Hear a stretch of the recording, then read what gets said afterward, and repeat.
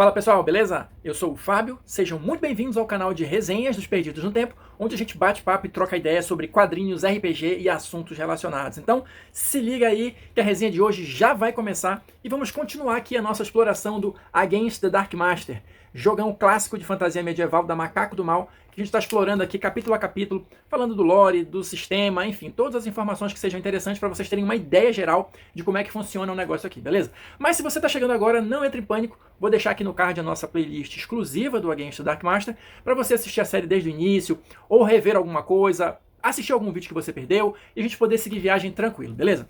Quem está ligado no movimento e está acompanhando os vídeos conforme eles vão saindo, já sabe que a gente está no livro 2, né? No tomo 2, Trilhas de Aventura, que são capítulos mais voltados para a exploração do sistema do Against the Dark Master, né? Então, no vídeo passado a gente falou um pouquinho sobre as jogadas básicas, os testes básicos, e a partir deste capítulo, capítulo 12, vamos começar a conhecer um pouquinho melhor o sistema de magia, as regras de magia do Against the Dark Master. Esse capítulo eu vou dividir em 2 vídeos, tá? Para poder dar a devida atenção para fatos ou momentos que eu considero importantes aqui para a gente discutir. E para a gente começar a nossa conversa aqui, tenham em mente que o Against the Dark Master, ele tem algumas peculiaridades em relação à magia, em relação a outros jogos de RPG. Pelo menos os que eu conheço, eu não lembro assim rápido de ter visto algum que funcione parecido com isso aqui. Se você conhece, já deixa aí nos comentários, vamos trocar essas figurinhas, vamos melhorar o nível da conversa aqui. Mas olha só, primeira coisa que eu achei diferente, no Against the Dark Master, a magia ela é considerada uma habilidade. Tá? Uma habilidade como qualquer outra e para efeitos mecânicos, né? Para efeito de pontos de desenvolvimento, né? Que são os pontos de experiência, como ele chama aqui, para você ir melhorando as habilidades, você vai utilizar isso na magia. E cada magia é uma habilidade única que você vai desenvolvendo separadamente. Tá? Então cada uma das magias ela vai funcionar como uma habilidade distinta que você vai melhorando aí de acordo com o seu interesse, de acordo com o que você acha que tem mais a ver com o seu personagem. E aqui tem um detalhe interessante também, que eu achei diferente de outros jogos, ele faz uma diferenciação entre magia e feitiço. Porque eu posso estar falando aqui desde o início, cada magia é uma habilidade, tal. Então quer dizer que se eu quiser ter 10 magias diferentes, eu vou ter que comprar as habilidades separadas e cada uma delas é um poder só? Não, calma lá. Cada magia é uma habilidade separada. Se você quiser ter 10 magias, você vai ter que comprar 10 habilidades. Mas aqui funciona da seguinte maneira. Uma magia ela é subdividida em feitiços. Tá? Então, se você tiver só uma habilidade de magia, ao longo do tempo, conforme você for melhorando seu personagem, você vai ganhando acesso a vários feitiços diferentes, vários poderes diferentes, tá? Então, e aqui no Against the Dark Master, como é que vai funcionar isso aqui? As magias elas vão ser organizadas em círculos, tá? Então a gente vai ter 10 círculos de magia e cada graduação, cada ponto que você gastar nesta habilidade magia vai te conceder acesso a um novo círculo de magia e, consequentemente, a um novo feitiço. Então, por exemplo, se você tem uma habilidade mágica qualquer lá, com 3 graduações, isso quer dizer que você tem acesso ao terceiro círculo dessa magia, o que, em termos práticos, te dá acesso a 3 feitiços diferentes. Eu vou mostrar aqui uma parte lá do finalzinho do livro, só para a gente ter uma ideia. Provavelmente, em algum momento, a gente vai dar uma passada por esse capítulo mais lá na frente, mas olha só, aqui que a gente vai ter aqui uma magia, por exemplo, aqui, Caminhos da Natureza, só para vocês terem uma ideia de como é que ela funciona. Todas as magias aqui, elas vão ser divididas em círculos, como eu falei, e elas vão variar entre o primeiro e o 10º círculo. Então, olha só, a gente vai ter aqui do lado o Caminhos da Natureza, né, que é a magia, aqui os círculos. A cada um desses círculos corresponde um feitiço diferente. Ou seja, no final das contas, quando você conseguir evoluir o seu personagem até o 10º círculo de Caminhos da Natureza, você vai ter acesso a 10 feitiços diferentes, que estão sendo descritos e mostrados aqui, tá? Então, é diferente, porque assim, normalmente em outros jogos, cada magia corresponde a um poder único. Aqui não. Uma magia vai se subdividir, como eu falei, em 10 feitiços diferentes. E conforme você vai aumentando a sua proficiência, vamos chamar assim, nessa magia específica, você vai tendo acesso aos outros feitiços. Outra coisa que é interessante a gente comentar aqui em relação à magia, e diferente também, é o seguinte, o que ele chama aqui de restrições ao aprendizado da magia. Como é que vai funcionar isso aqui? O Against the Dark Master, ele vai trabalhar com a ideia de categorias de magia. O que seriam essas categorias de magia? Elas vão, na verdade, determinar o grau de disponibilidade ou de acesso que os personagens vão ter. Ou seja, dependendo da categoria, vai ser mais fácil para um tipo de personagem ter acesso ou outro. Eu vou ler aqui um trechinho para vocês, para ficar mais fácil de entender. Olha só, a gente vai ter aqui 3 tipos de categoria no Against the Dark Master. Vamos ter magias comuns, magias vocacionais e magias ancestrais. Então, se liga aí. Magias comuns estão disponíveis a todas as vocações. Guarda isso aí. Todas as vocações. Mesmo aquelas que não recebem nenhum ponto de desenvolvimento na categoria magia. Qualquer personagem pode desenvolver essas magias e conjurar feitiços até o 5º círculo. Segura aí que a gente já vai voltar para isso. Magias vocacionais. Estão ligadas a uma vocação específica. Lembrando, tá? Vocação aqui no Against the Dark Master é mais ou menos equivalente ao que a gente conhece como classe em outros tipos de jogos, beleza? Então, são ligados a uma vocação específica, sendo segredos cuidadosamente guardados que apenas personagens com treinamento e mentalidade muito específica poderão entender. Os personagens podem aprender e conjurar feitiços incluídos em suas magias vocacionais sem restrições. E o último tipo são as magias ancestrais. São semelhantes às magias vocacionais, mas estão ligadas ao povo do personagem, tá? Povo, uma categoria que a gente já viu lá pelo meio da série aí no processo de criação do personagem. Então as magias ancestrais elas são ligadas ao povo, ao invés de serem ligadas à vocação.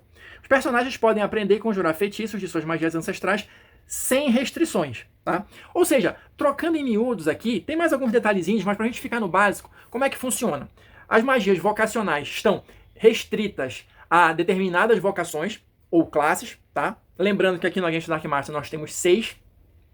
As magias ancestrais vão estar ligadas ao povo daquele personagem, tá? Ou seja, um personagem, por exemplo, que seja de um povo que tenha magias ancestrais, porque nem todos têm, tá? Um povo que tenha magias ancestrais de uma vocação mago, por exemplo, ele vai ter acesso a essas 2 categorias, tá? Começa aí as diferenças. E o mais interessante que eu achei são essas magias comuns. Porque, ou seja, como eu falei aqui, estão disponíveis a todas as vocações, mesmo aquelas que não recebem pontos de magia. Claro, para essas vocações, vai ser mais caro em termos de pontos, né, você ter acesso à magia.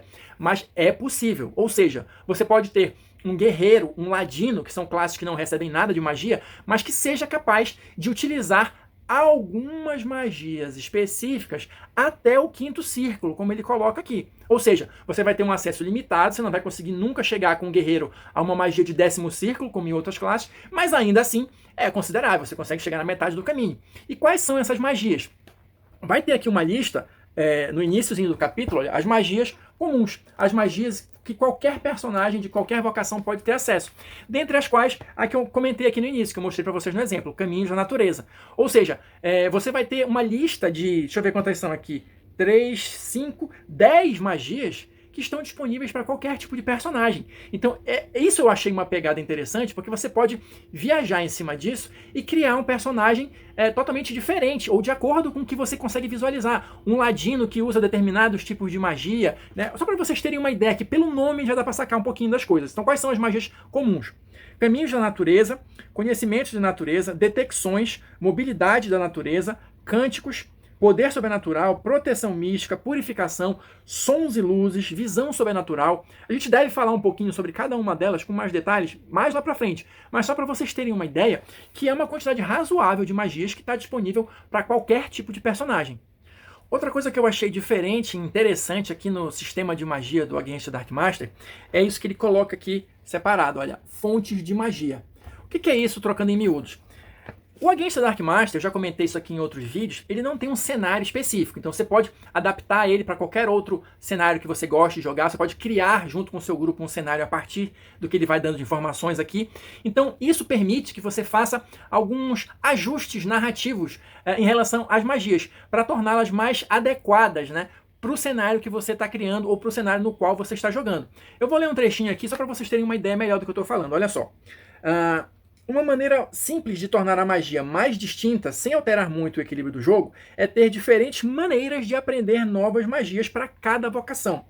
Alguns personagens podem ter que estudar tomos antigos para obter acesso a uma nova magia, enquanto outros podem obter o conhecimento mágico encontrando e restaurando santuários espirituais perdidos ou meditando e treinando com um mestre. Ou seja, como a magia aqui está disponível para todas as vocações, para todas as classes, né? Então pode ser interessante você ir adicionando essas pitadas aí de diferenciação da maneira como cada uma dessas vocações encara a magia ou tem acesso a novos conhecimentos mágicos, né? Mas você pode ir além. Tem um outro trechinho aqui que eu achei bem interessante, olha lá. Se, por exemplo, os anões são conhecidos por serem mestres feiticeiros no cenário, eles podem ganhar a magia encantamento como uma magia ancestral. Você está modificando aqui a regra básica, né? Vamos colocar dessa forma. Em outro cenário, os animistas da cultura marítima poderiam substituir a magia moldar terra por maré arcana para refletir sua estreita conexão com o mar. Ou seja, trocando em miúdos aqui, dependendo do tipo de cenário que você está jogando ou está construindo, você pode promover esses ajustes aí, fugindo do padrão que o livro traz aqui, para adequar melhor as magias aos tipos de personagem, ou às culturas, ou aos povos. Ou seja, é uma possibilidade interessante que abre um leque ainda mais variado para você utilizar a magia no seu jogo. Seguindo adiante, outra coisa que é interessante de comentar aqui nesses princípios, nesses conceitos básicos em relação à magia, é que o Against the Dark Master ele vai trabalhar com a ideia de pontos de magia. O que seriam esses pontos de magia? É energia mágica, é como se fosse um combustível mágico, né? É aquilo que faz a magia acontecer, é aquilo com que o seu personagem carrega, né, a magia, e ao mesmo tempo serve como um limitador também, né? Ele não pode fazer magias à torta e à direita indiscriminadamente, ele tem que ter um limite. Então como é que vai funcionar isso aqui via de regra? Você vai gastar um ponto de magia para cada círculo de feitiço que você quiser utilizar. Ou seja, você vai lançar uma magia de um feitiço de segundo círculo, você vai gastar 2 pontos de magia. De terceiro, 3 pontos de magia e assim por diante. Tá? Lembrando que dependendo da vocação do seu personagem, você vai ganhando pontos de magia à medida que você vai subindo de nível. Você tem alguns pontos de magia iniciais também, dependendo do povo, dependendo de uma série de características. Então, vamos dar uma olhadinha um pouquinho nisso aí para entender como é que funciona. Então, olha só. Os pontos de magia totais, eles vão ser definidos por 3 características aqui. 3 passo a passo, vamos colocar assim, 3 passos. Você vai ter os pontos de magia de característica que vão ser recebidos a cada nível que seu personagem sobe, pontos de magia de vocação que também vão ser recebidos a cada nível que seu personagem vai subindo, e você vai ter por último o bônus de povo. Tá? Isso aí é só durante o processo de criação do seu personagem. Então, se por acaso o povo que você escolheu tiver bônus de magia, de pontos de magia, você já vai somar aquilo ali, mas esse é um valor fixo só no primeiro nível. Você não vai ganhar esse valor cada vez que você for melhorando o nível do seu personagem, beleza?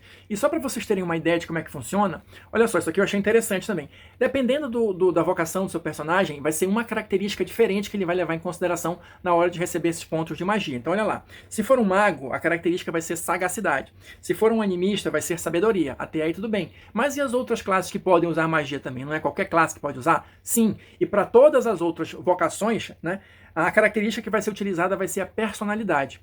E para você saber quantos pontos de magia você vai ganhar a cada nível que você sobe, você tem que ver as graduações que você tem nessas determinadas características aqui. Porque como é que vai funcionar isso aqui? A cada 10 pontos que você tiver naquela graduação, naquela característica, você vai ganhar 1 ponto de magia. Então, por exemplo, um exemplo que ele dá aqui no livro.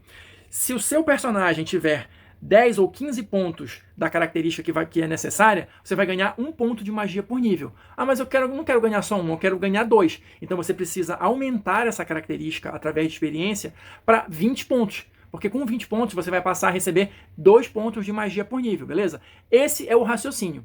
Mas eu disse aqui que além de receber pontos de magia por característica, cada vez que você sobe de nível, você também recebe pontos de magia por vocação cada vez que você sobe de nível. Mas no caso da vocação, você vai receber um valor fixo cada vez que você sobe de nível. Então a gente vai voltar aqui um pouquinho, só para mostrar para vocês a tabela de vocações. Olha, aqui no finalzinho vai ter a quantidade de pontos de magia que você vai receber por nível. Então aqui já está determinado. Cada vez que você subir de nível, você vai ganhar mais isso aqui. Então só para vocês terem uma ideia. Magos ganham 3 por nível, animistas ganham 2, práticos e campeões ganham 1 e as outras categorias ganham 0. Ou seja, como eu disse, é mais difícil você utilizar magias se você for um guerreiro ou um ladino, mas é possível, né? Então é aquele negócio que você precisa realmente se esforçar para conseguir, mas dá uma boa vantagem, né? Não há como negar isso. E só para encerrar as informações desse nosso primeiro vídeo, como é que eu recupero esses pontos de magia, né? Porque eu vou gastando conforme eu vou lançando as magias, mas e depois? Aquele básico, descanso. Um descanso de 8 horas, você recupera todos os seus pontos de magia, e a critério do mestre, se você descansar pelo menos 4 horas, você consegue recuperar metade dos seus pontos de magia, beleza? Então, vou ficando por aqui pelo momento, né? Por enquanto, nós vamos seguir ainda no próximo vídeo falando especificamente de como é que a gente vai conjurar feitiços aqui, né?